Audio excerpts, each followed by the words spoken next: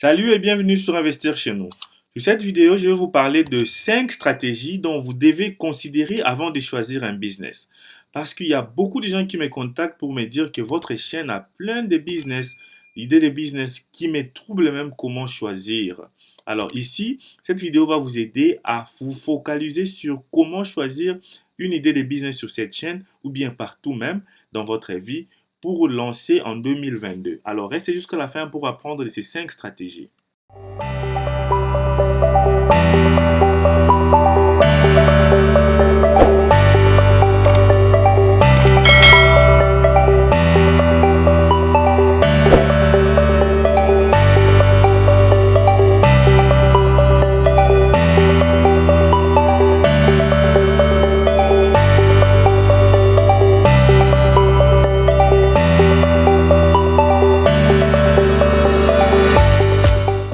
Bienvenue sur Investir chez nous. Si c'est pour ta première fois ici, moi c'est Jamie Kakona, je suis investisseur entrepreneur aux États-Unis et en Afrique.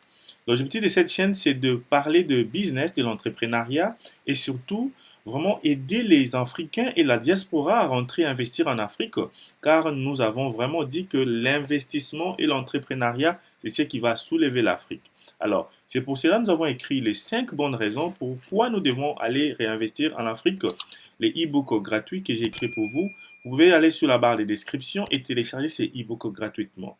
Et aussi, nous vous demandons de mettre une pause sur cette vidéo et de vous abonner. Cliquez sur la cloche pour ne plus manquer nos prochaines vidéos. Car sur Investir chez nous, tu trouveras beaucoup d'idées des idées de business à lancer en Afrique.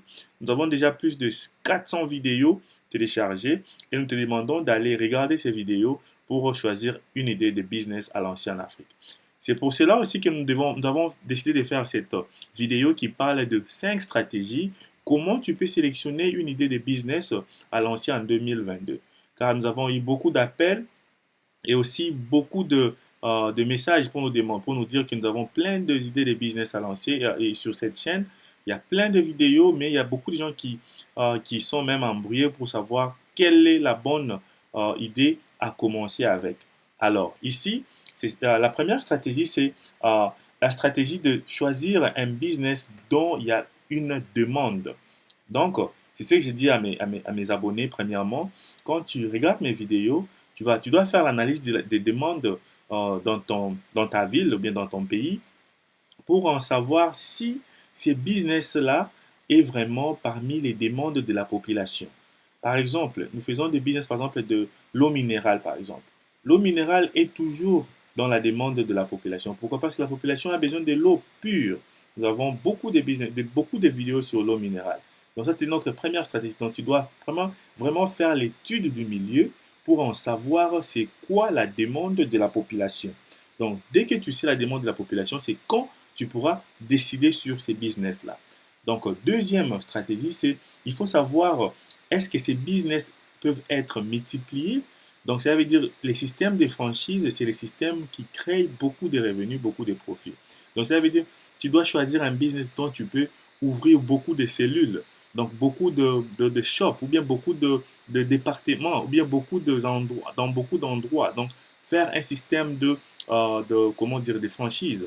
Donc, comme je vous ai dit, mettez une pause sur cette vidéo et cliquez sur la cloche. Et aussi, abonnez-vous et partagez cette vidéo massivement. Donc, notre deuxième stratégie, c'est savoir si ces business-là peuvent être multipliés.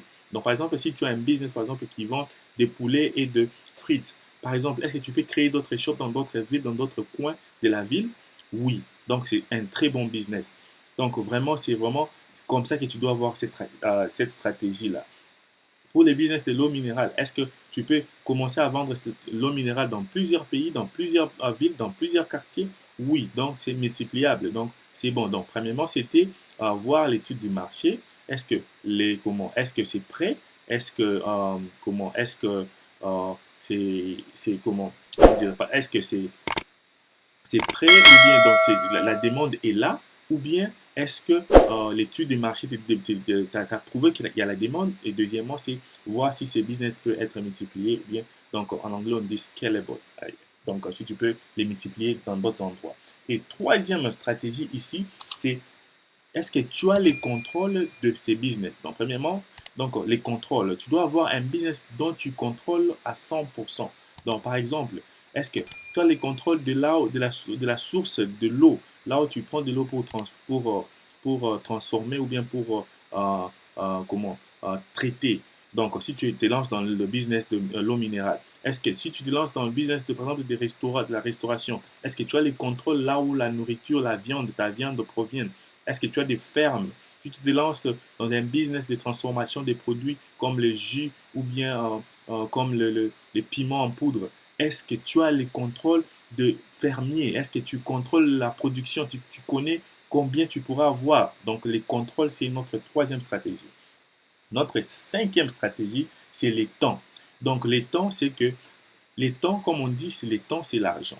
Donc, est-ce que ton business peut être détaché de toi? Donc, tu n'as pas besoin d'être là pour que ton business fonctionne. Par exemple, je donne l'exemple de docteur.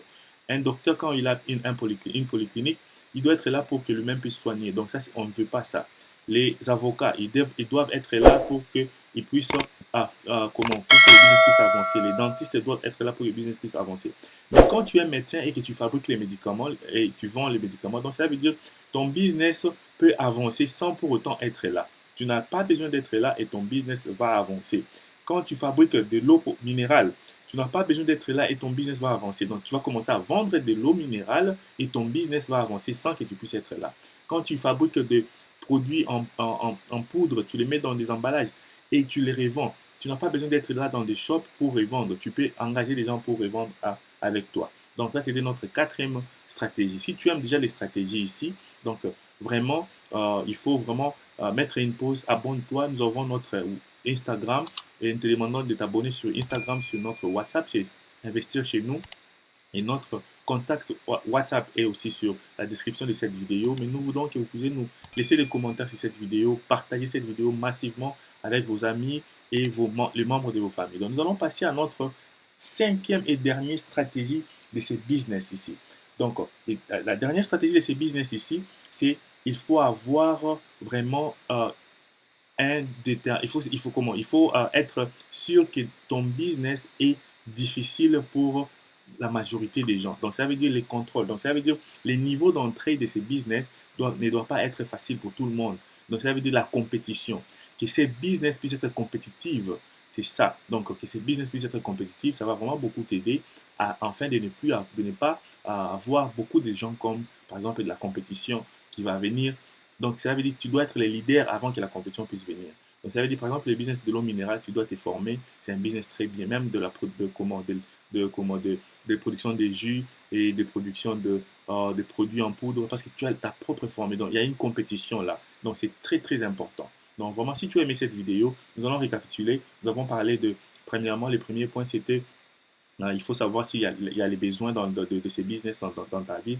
Deuxième point, c'était est-ce que ton business peut être multiplié? Et troisième point, c'était est-ce que les temps que tu donnes que tu mets dans le business, est-ce que tu peux te séparer de ton business? Et quatrièmement, c'était comment contrôler le business, c'est que tu as le contrôle de ton business, là où tes produits viennent. Et dernièrement, la dernière stratégie, c'était comment ce business doit être vraiment